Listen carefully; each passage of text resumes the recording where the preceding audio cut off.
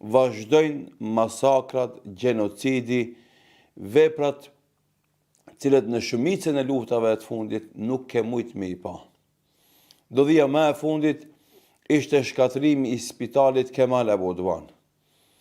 Spitali cili funksionon në veri të Gazës dhe ofron shërbime për 400.000 banor.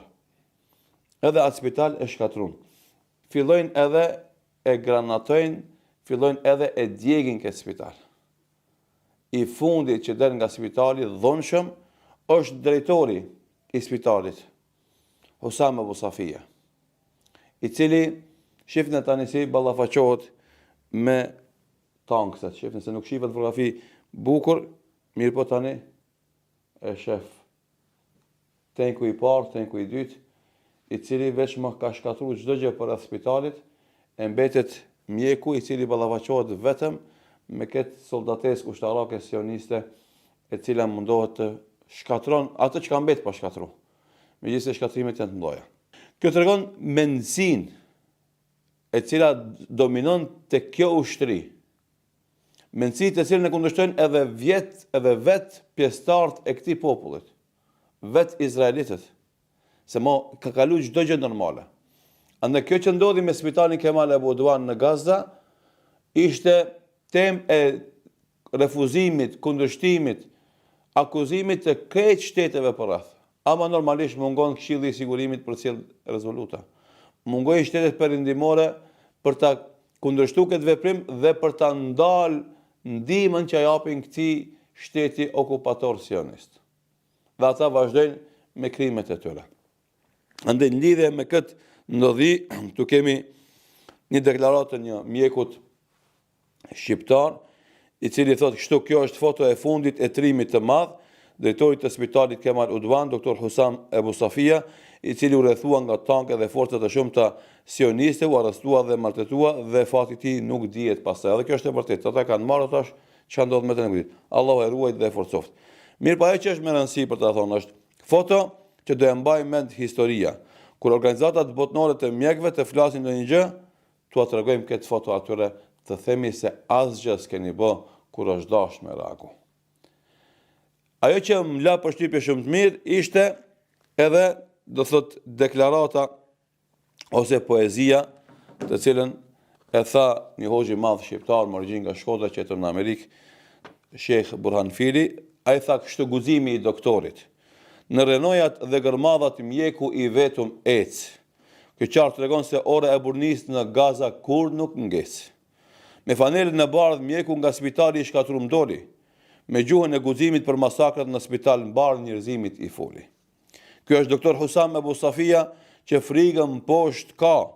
I armatosun vetëm me fanelë të bardhë, I thot botës eja me pa. Por duke se njerëzimi është mpi, verbu e shërdhu, ndërgjegje e fjetun është vështirë me u zgju.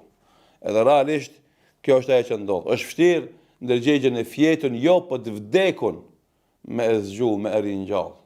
Sepse realisht ajo që ndodh në Gaza tani 446 ditë, 8 ditë sa është bë, është dëshmia më e madhe se pushtetet në botë nuk e kanë breng drejtësinë.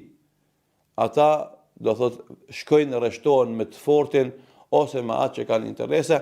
Këtë rast u del shesh edhe urrëtia e tyre ndaj islamit dhe muslimanëve dhe përpjekjeve të vazhdueshme shumë dekadësha të popullit palestinez për të pasur shtetin e tyre ku do jetojnë të lirë dhe sipas, do thot, qeverisjes që ata do ja bëjnë vetvetes.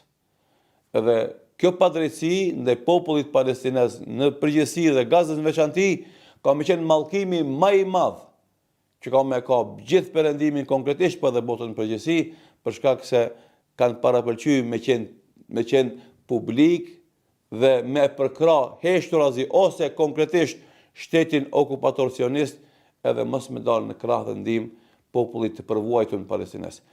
Ajo që është interesante është edhe shumë mjek perëndimor që kanë shërby vullnetarisht në Gaza gjatë kësaj situatës së luftës atje, kanë tregu pamje shumë pikëlluese, shumë mërzitëse dhe që tregojnë se ajo që ndodh nga kjo forcë ushtarake okupatore do të është e paimagjinueshme, le që I ka thyer gjitha konventat ndërkombëtare, por janë veprime që një logjik e thjeshtë nuk e bën. Mirë po, ne mundohemi të i sjellim këto fakte para jush, që ta keni të qartë edhe ju për kë flitet.